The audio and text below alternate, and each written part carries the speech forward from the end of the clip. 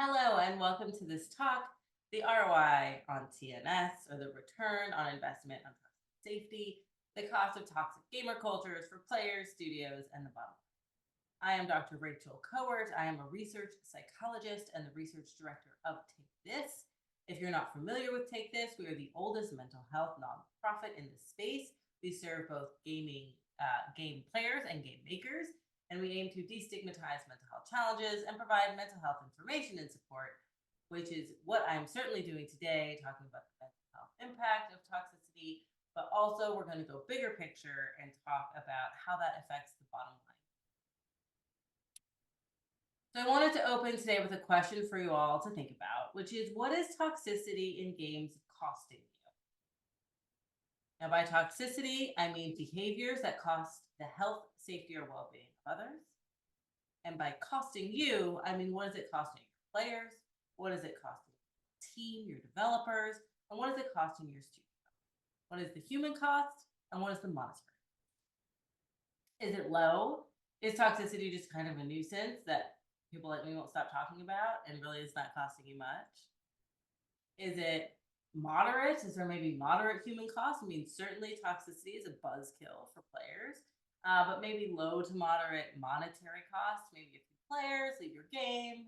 Maybe you make a fewer microtransactions because of it. Or is it high?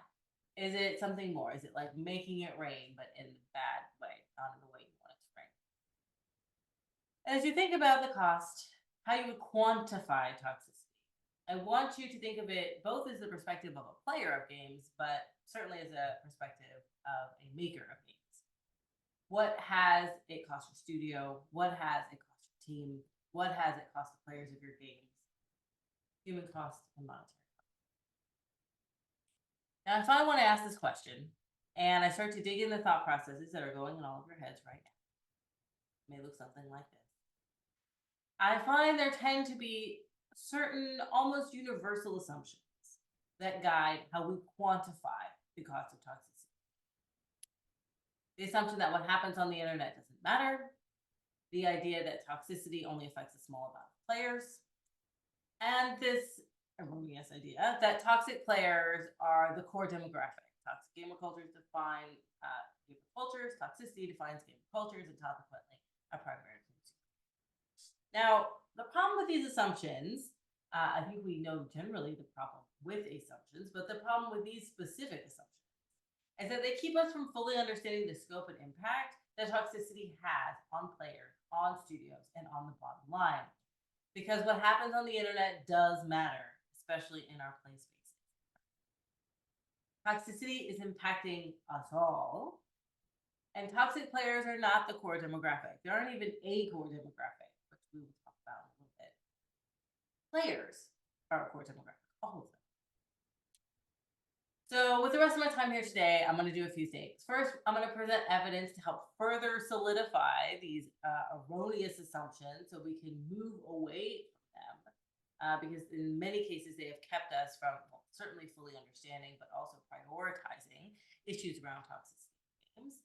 And once we're all on the same page, I'm going to demonstrate and quantify how toxicity is impacting the bottom line. And lastly, we're going to spitball ideas for the future.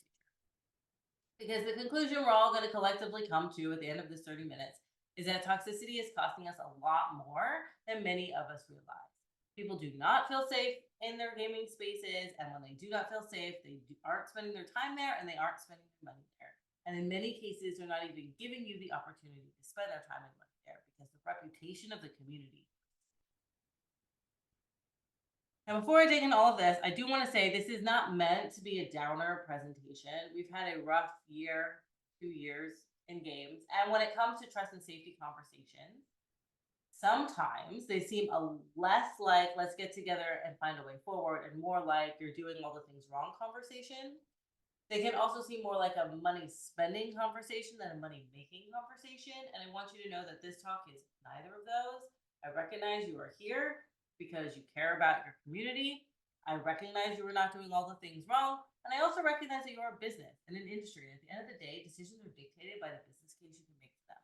And that is my goal for the next 30 minutes, to provide information as a business case to reframe the way we understand the cost of toxicity. toxicity and the way we approach it so we can have safer communities, also greater revenue. And please, for the love of God, will that translate into no more land?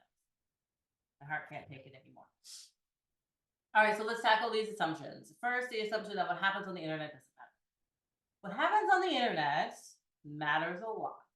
And when it comes to toxicity in games mattering for players, it matters in relation to their sense of safety, it matters in relation to well-being, and it matters in relation to players' ability to enjoy their human rights. Players are not safe in gaming spaces. They are not free from unsafe actions. Actions that actively threaten the health, safety, and well-being of them, player. This is prevalence data from 2024 looking at various forms of toxicity. Being a direct target of these forms is in blue, and being a witness is in orange. We see for many of these actions, it is more the norm than the exception to be directly targeted or a witness to these. And being directly targeted or witnessing these actions matters outside of the context of the game itself. When you ask people, how has this affected you? How has experiencing these various forms of toxicity in games affected you? 9 out of 10 report some kind of negative impact on their mental health from either being a direct target or not. Now, the kind of harm varies. It can be temporary distress to long-term trauma. There is a spectrum.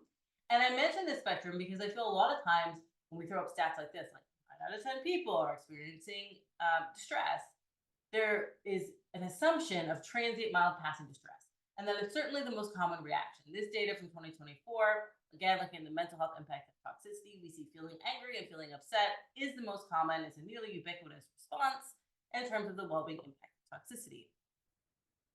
But if we look at the last column, which is PTSD symptoms, post-traumatic stress disorder symptomology, 60% of people who are direct target say they have experienced symptoms associated with this, and nearly a quarter of witnesses.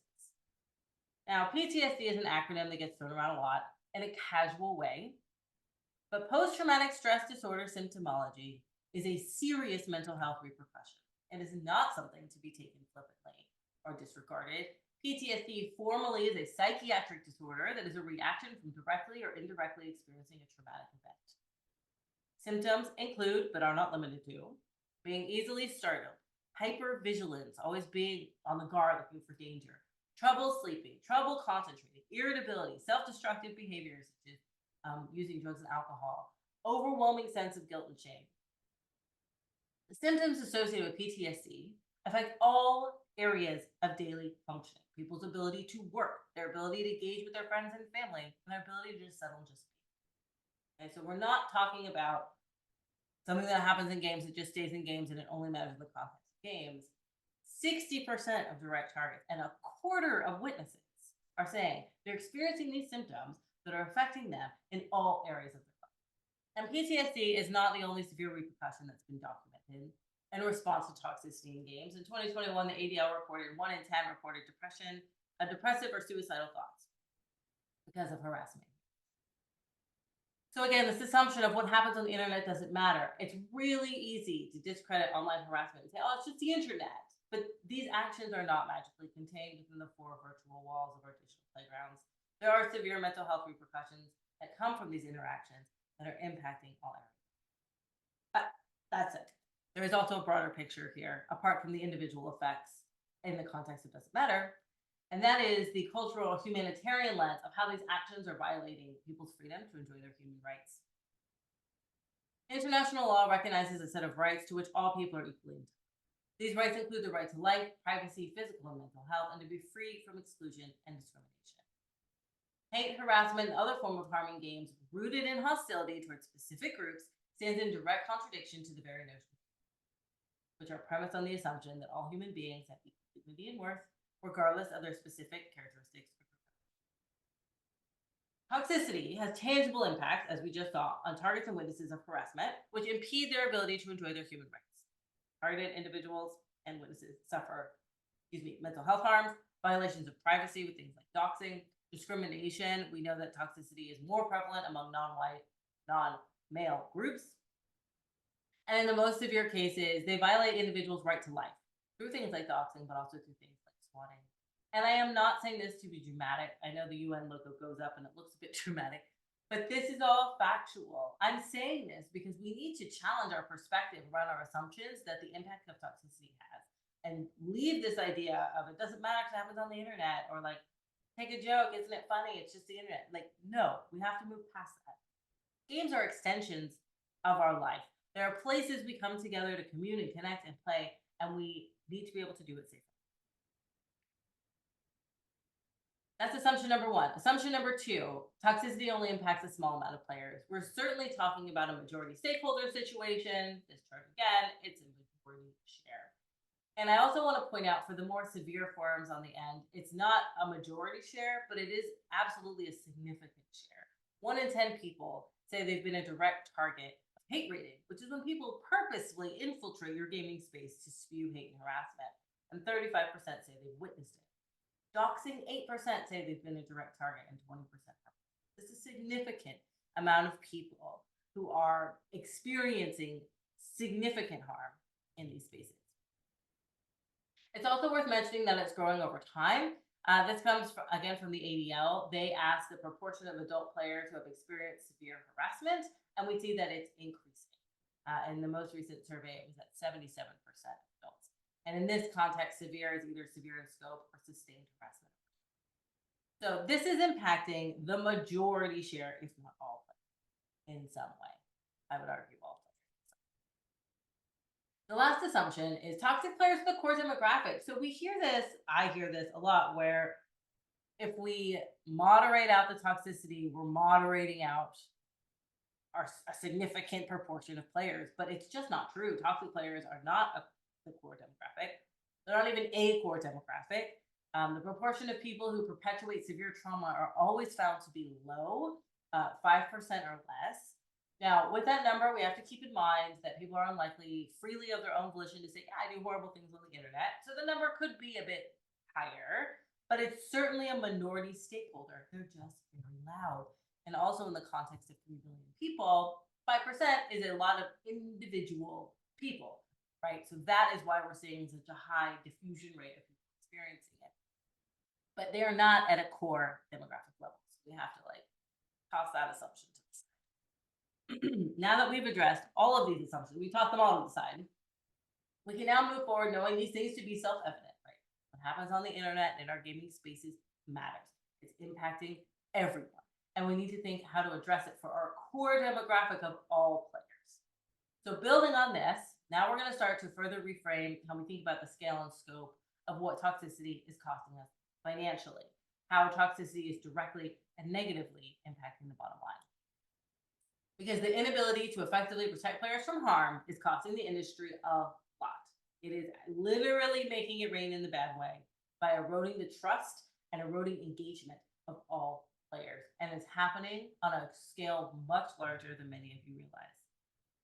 Now, we had the thought experiment at the top of the session where I said, think about what toxicity is costing you and give you some examples. You thought, I gave you some examples, right? Maybe it's costing, people are just kind of in a bad mood, or maybe it's some microtransactions. And I'm curious if you think back to what you thought it might be costing you tangibly, if any of you came to think that what it's costing is actually trust and engagement, which are the 2 cornerstones of making money in games. Player trust, there's player engagement, which drives revenue. And it drives revenue through, where we see your player engagement, brand evangelism.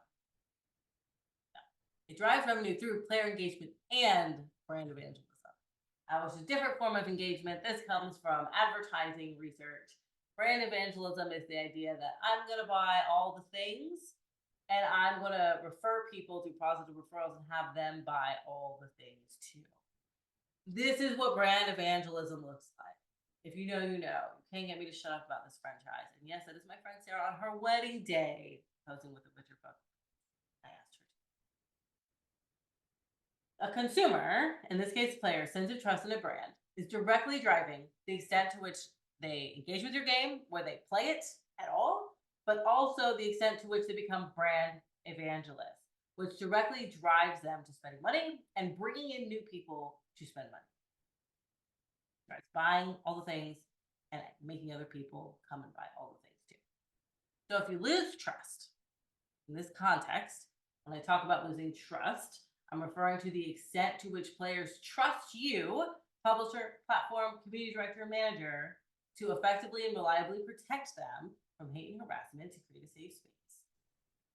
If you lose the trust, you lose the engagement, and you lose the money. And yes, this can be quantified.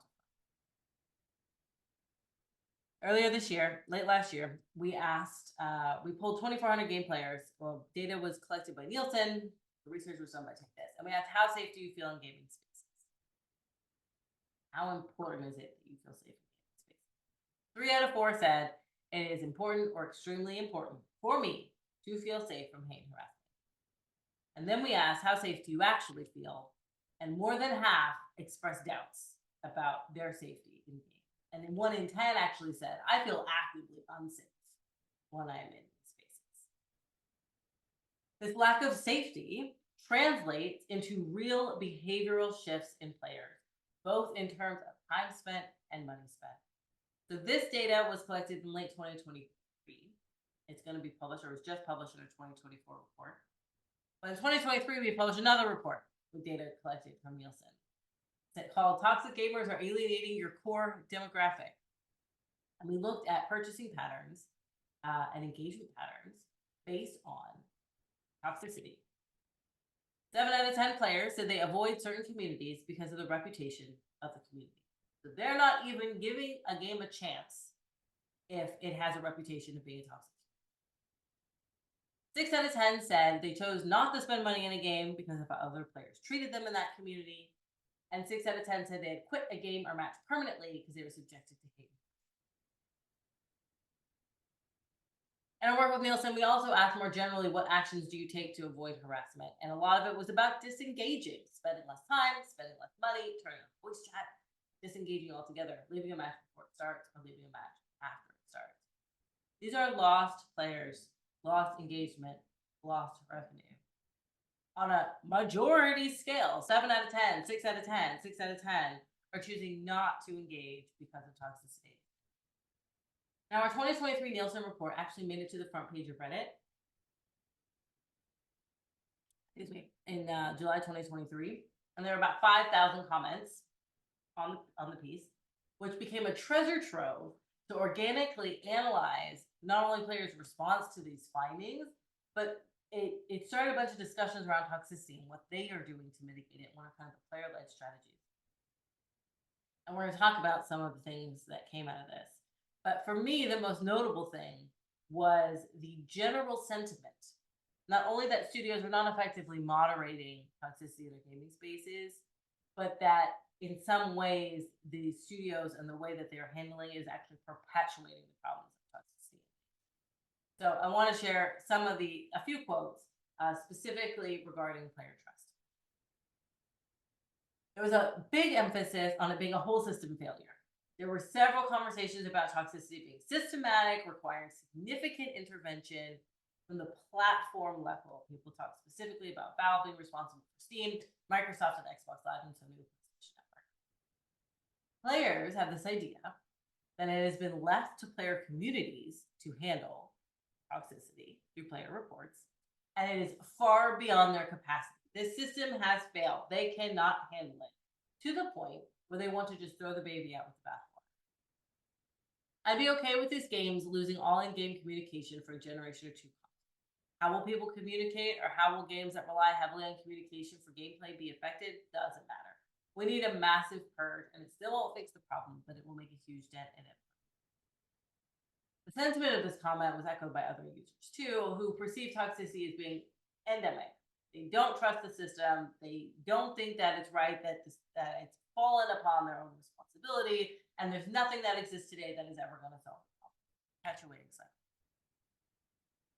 Related to the system failure, there's a lot of chatter about existing tools that players have to moderate their system. A lot of people said, just mute them, but then an equal amount of people said, muting is not a panacea. And I want to share one of those quotes here that says, in a game of League, muting the chat won't stop them from raging into a void and getting even shooting, causing them to literally start throwing games by suiciding and feeding gold over to the enemy. So this idea that if you mute them, they'll just find a behavioral way to still be toxic. Even if this is uncommon, I've noticed it happens and not a great solution to just mute them, LOL. Best to just not play, which is lost players and lost engagement. Best to just not play is not the solution.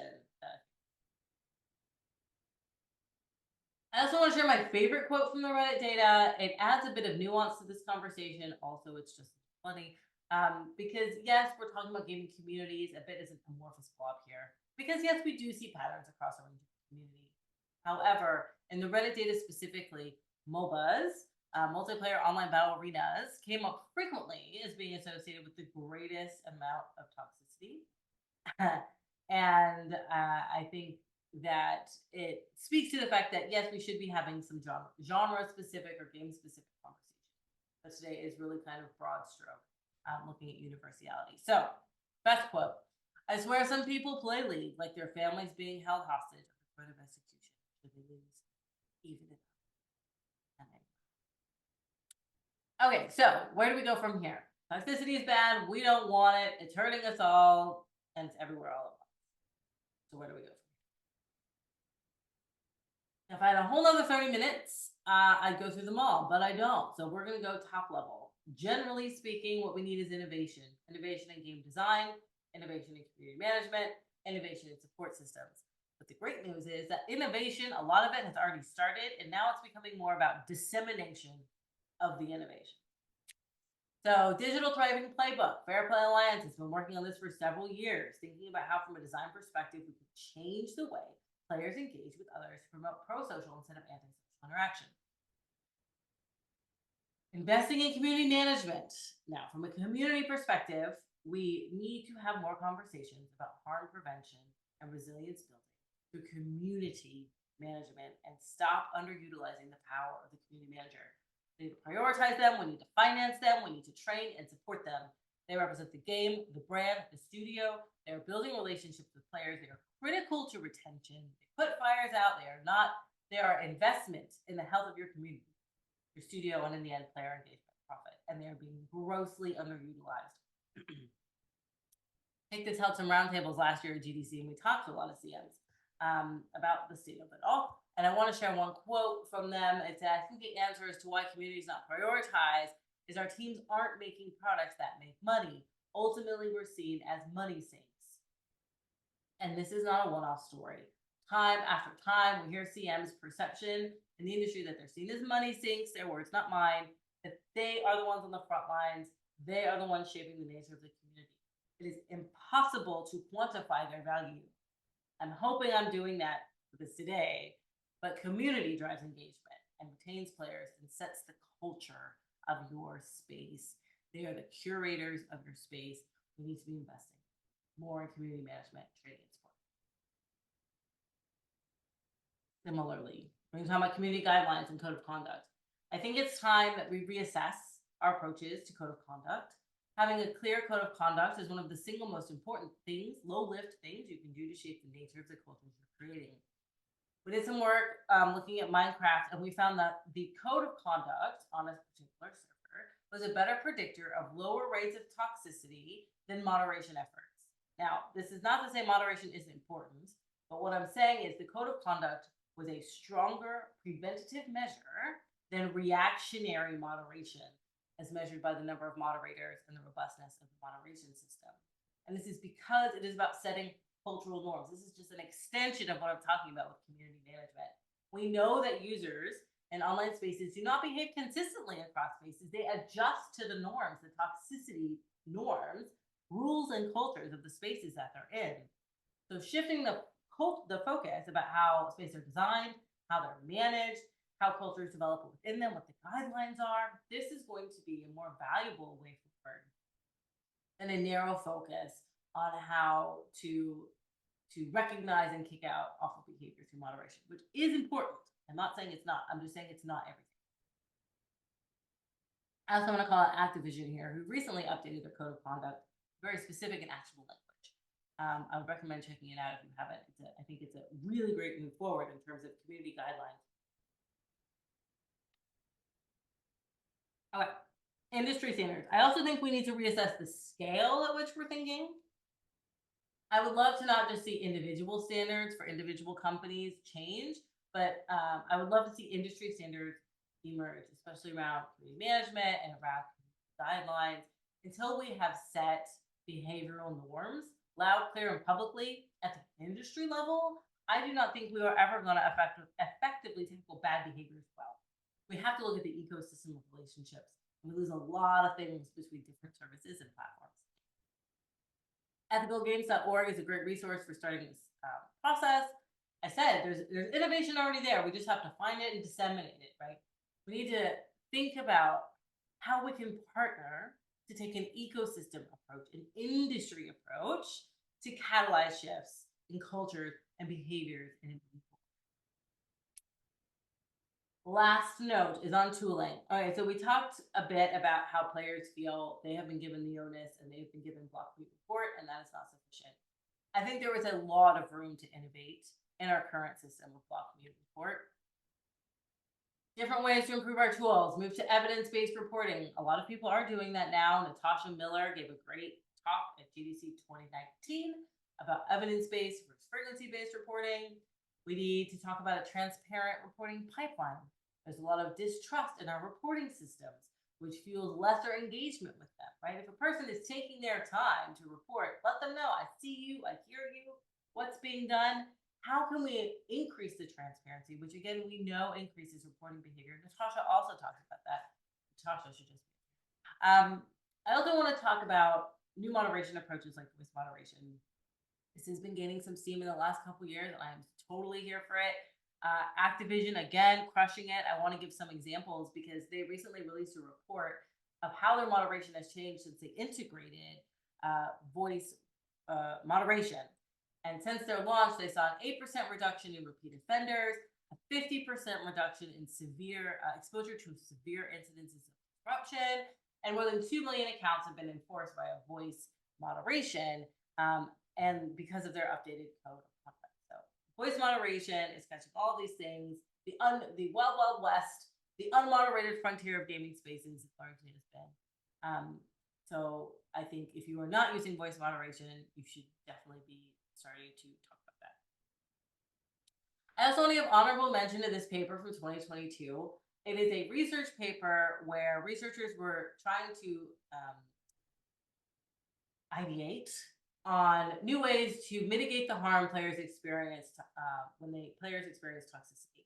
And they came up with things like eye bleach pictures where like puppies pop up after you file a report because something bad happened, or something called ridiculous, where players transform the chat messages of a toxic player into silly phrases.